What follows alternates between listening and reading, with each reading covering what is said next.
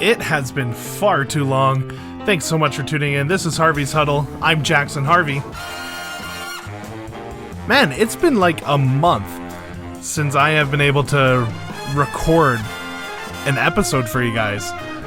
I am excited to be back. A lot has happened in the last month. Of course, the last episode that I recorded was just hours after the Super Bowl. Tampa Bay Buccaneers taking down the Chiefs in that game. A lot has happened. A lot has been going on. A lot of different rumors. Of course, we're in the offseason. And the offseason is a very interesting time for football fans and football teams and football players. And so we've got quite a lot to talk about. Of course, one of the main themes going on this season is for the first time in years, the salary cap is getting scaled back from $198.2 million in 2020 to $182.5 million. Now, that might not seem like too much to the common eye, but that's it's pretty important. And so teams are really in a bad position going into this offseason, unless you're, I don't know, the Jaguars or the Jets. Then you have cap space galore just because you're already a pretty bad team. Anyways, we got a lot to talk about. Hit me up on social media about this episode. Hit me up on anything. I don't know. Instagram, at Harvey's Huddle. Not Facebook, but Twitter, at Harvey_Huddle. Check me out on YouTube. Harvey Huddle is the channel name. I'm also throwing around the idea of doing a live show just before the draft. Let me know what you think about that. I kind of want to go through my mock draft just a few days before the draft starts in April. I think that would be a fun thing to do. And if I have enough people that want to tune in, then hey, that's what we're going to do. All right, let's talk about a few of these moves. First of all, I think it seems like the team at the forefront of the offseason has been the Houston Texans. They're probably one of the most controversial teams in this offseason that people are talking about. And of course, it's surrounding a lot of management issues and the players' perception of those management issues. So, of course, last season we had DeAndre Hopkins. He got traded to the Cardinals in the offseason, and then O'Brien got fired midway through this last season, and now we've got a new head coach in Houston. However, the big drama has been that Desean Watson has felt as though his voice has not been heard. He wasn't invited into any of the talks about a new head coach, and it doesn't feel like a part of the team, I guess, from what I've read and from what I've gathered.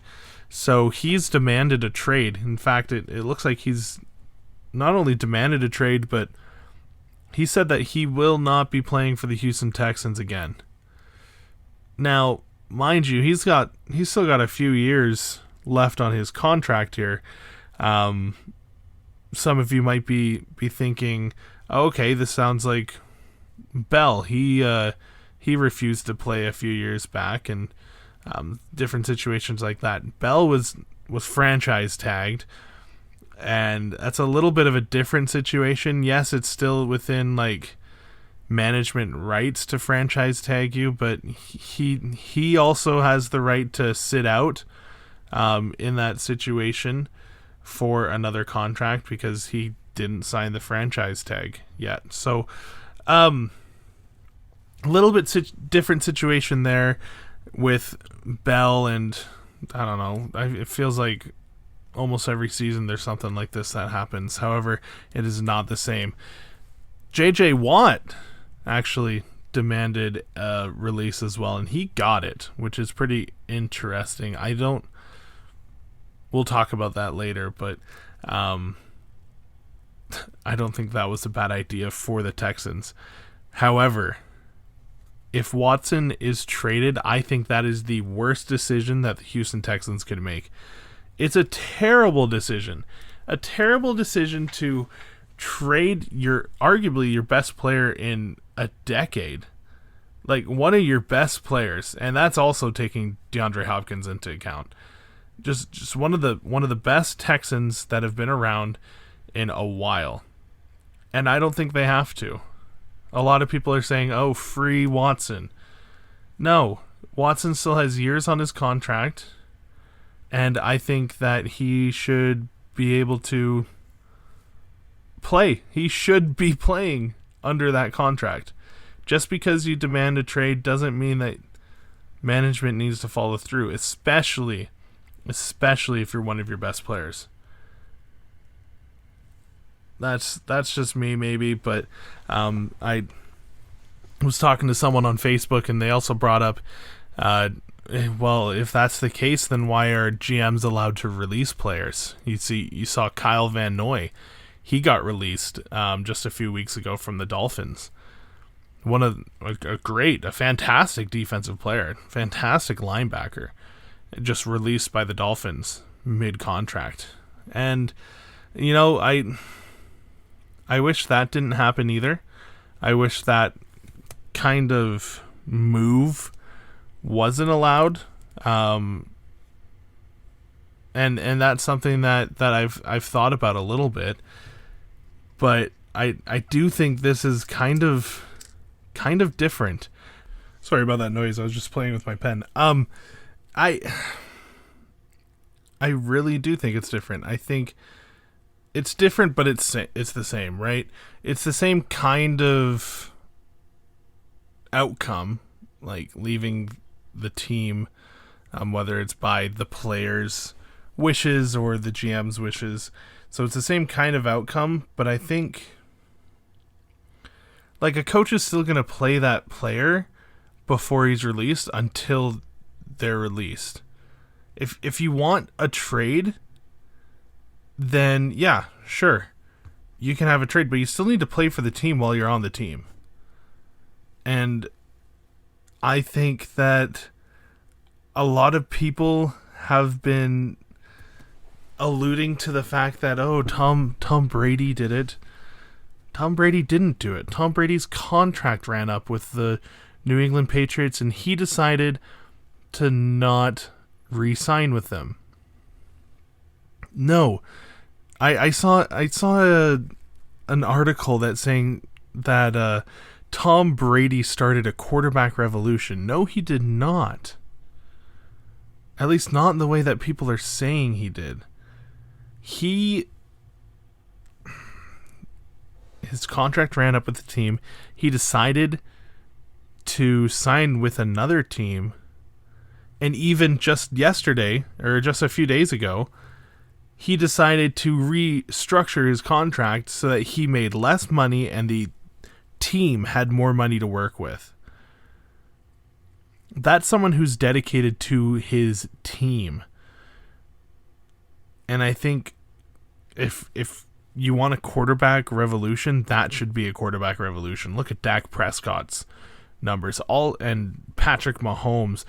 Russell Wilson, he's taking up $32 million in 2021. Desean Watson is taking up $39 million in 2021. Brady is taking up $6 million in 2021. I don't even want to talk Mahomes and Prescott's numbers. Those are crazy. I really think that quarterbacks are just wanting as much cap space as they want. They want money. That's all they want. And I think that's why you're seeing some of these other teams decline, but that's also why you're seeing Tom Brady succeed, because he's willing to restructure his contract. He's willing to take one for the team and to be a team player. And I think money talks both ways. I mean, you can say money talks and you want money given to you, but I think money talks, and also the way that you treat it. If you're treating your contract and the amount you make in your contract, if you're treating that as more valuable than success as a team, sure, you're going to get your money. But don't be surprised when you don't have that great of an offensive line because you can't pay enough players. I mean, look at Russell Wilson is another one who's been rumored to want out in Seattle. I mean, look at him. He has, I already said it, $32 million in 2021. He actually has a contract where the amount of money he makes per year is on a percentage basis. So he's making a certain percentage of the salary cap each year. So it doesn't even stay at the same number, the same amount of money. It just moves up as the salary cap does. So, I mean, you got him, you got Lockett on the offensive side. You have Metcalf, he's on a rookie contract right now, but he could be eyeing a contract extension as well, or a new contract. You got Bobby Wagner on the other side of the football. And you got a few other defensive players that are looking to be paid. How do you expect your team to afford good quality offensive linemen if you're taking up almost 2% of the salary cap and you've got to try to feed about 60 or 70 mouths? I don't know. I don't know why that makes sense to me. Why... Well, it doesn't make sense to me. I don't know why that should make sense to me.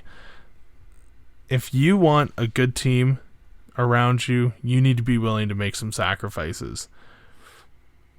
And that's what I'll say about that. I'm also not a professional football contract specialist. I'm not an agent in the NFL.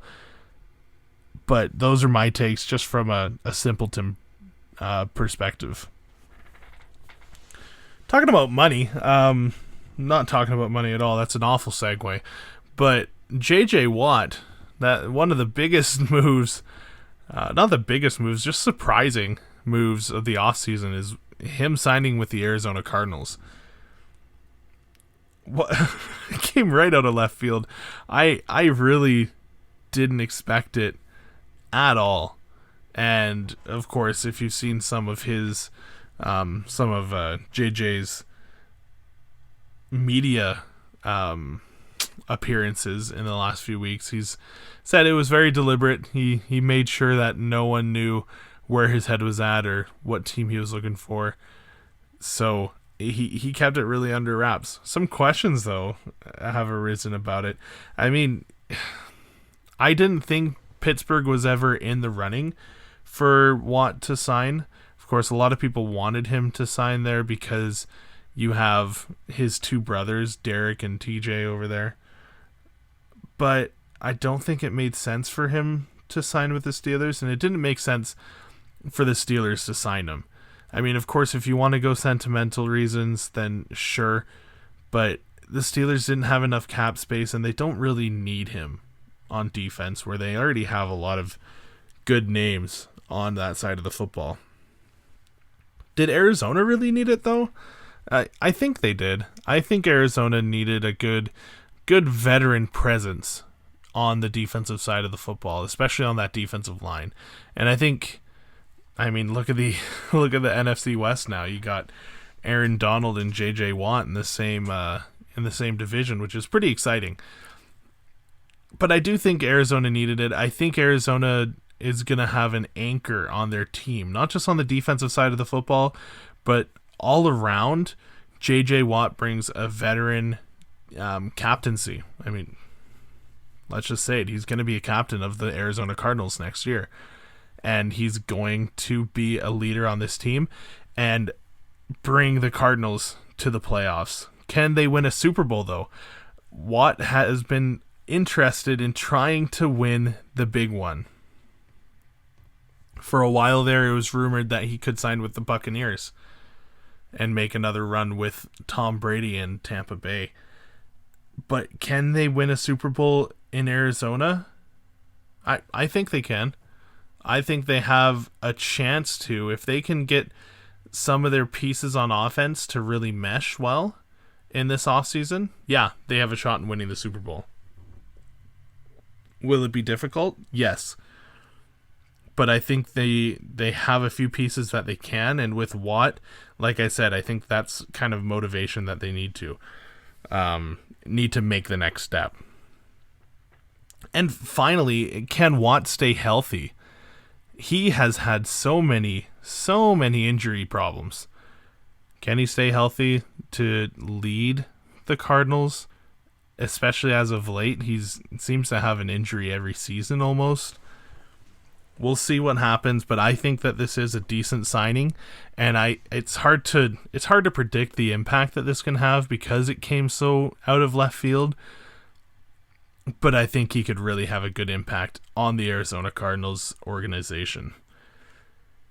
Let's talk Carson Wentz. Carson Wentz was traded from the Philadelphia Eagles to the Indianapolis Colts, reuniting him with his old offensive coordinator in Frank Reich, who is the head coach over in Indy.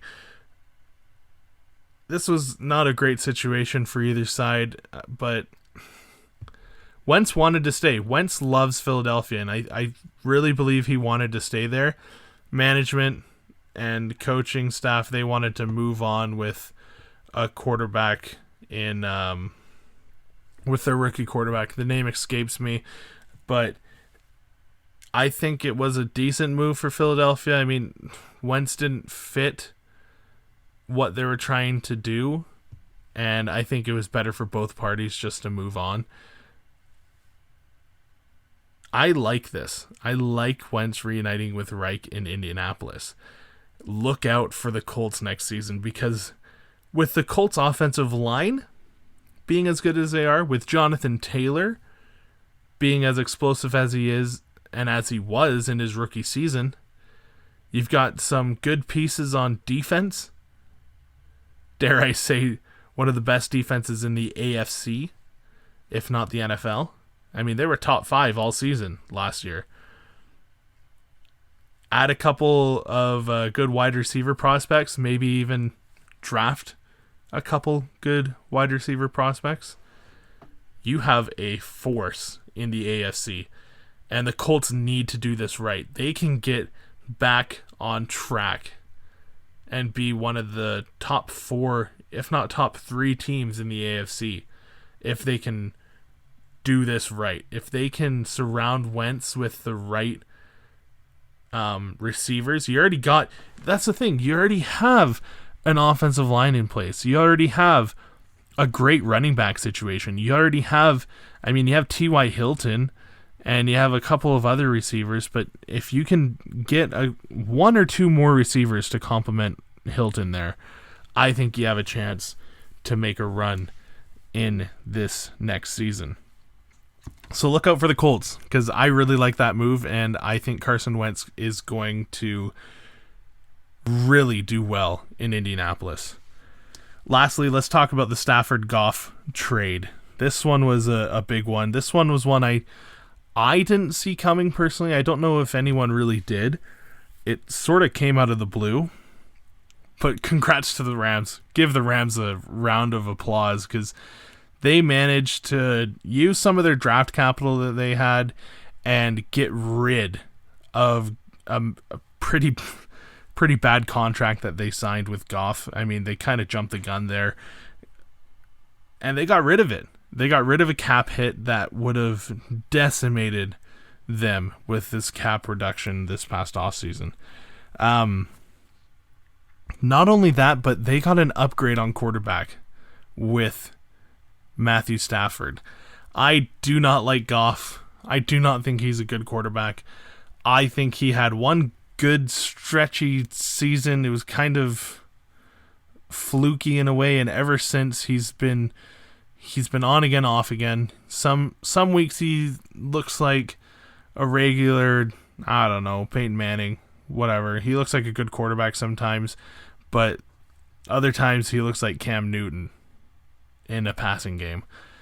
And of course, he doesn't look like Cam Newton in the running game. He got outperformed almost by a financial advisor. Like, if if their backup quarterback didn't get hurt in the playoffs, I really think that Goff would not have been traded like this. I think his prospect would have went way down because Jared Goff is not a good quarterback. I don't know what Detroit was thinking trading for him. Maybe they think they have the pieces ready for him to be a good quarterback in Detroit. However, I don't think that trading Matthew Stafford for Jared Goff is going to clear any of the problems that the Detroit Lions have in that organization. Stafford's an all-around better quarterback. I love Matthew Stafford. I think he has grit. I think he has determination. I think he has leadership potential. I think he has a really great deep ball, a good awareness of the game. I think this is a great fit in LA. They have a great team there. You got Cam Akers in the backfield. You've got Cooper Kupp as a wide receiver. You got some good offensive linemen. You have a great defense. I want to see Matthew Stafford do well in Los Angeles. I want to see them make a run for the Super Bowl because I love Matthew Stafford, not just as a person, but as a football player. I think he's a great football player, and I think that Sean McVay is going to have a field day, finally being able to throw the football. Gosh, it was so difficult seeing Jared Goff throw the ball last season. I feel for those receivers. I feel for them so bad. Even though I have never ran a route in my life, but I felt for them. They couldn't get a good pass to save their life, and I think it's going to change this next season. That's all I got for you guys. Check me out on Instagram at Harvey's Huddle, at Twitter at Harvey_Huddle, and on YouTube, Harvey's Huddle is the channel name. Let me know what else you want me to cover, and let me know if you guys are interested in some sort of live show right before the draft to go over mock drafts and answer some questions. This seems to be a pretty fun time of the year for speculation and analysis on different things about the draft and other topics. So thank you so much for listening. It's been fun to be back here after about a month. I am hoping to get an episode out at least once every 2 weeks, if not more often. So check me out later on. It looks like the CFL, the Canadian Football League, is going to be starting up as well. So if you want to hear about the Canadian Football League a little bit, learn about a different style of football, check out my episodes. They're not going to be as long. Of course, there's only 9 teams in the league, but it is one fun game, and I'm excited to watch that starting in June. June is when the preseason starts for that league. Of course, I mean, I'm just going to say it. I'm going a little bit longer than I wanted to, but the CFL and the XFL have started talks about merging the two leagues. So some exciting prospects there, because if they can merge the two leagues, that puts it into, I don't know, about an 18-team league. It would be pretty interesting. Dwayne "The Rock" Johnson, of course, formerly playing for the Calgary Stampeders in the Canadian Football League. So we'll see how that goes. But some exciting news in the football world there. Anyways, thank you so much for listening. I'm Jackson Harvey. This has been Harvey's Huddle. Take care.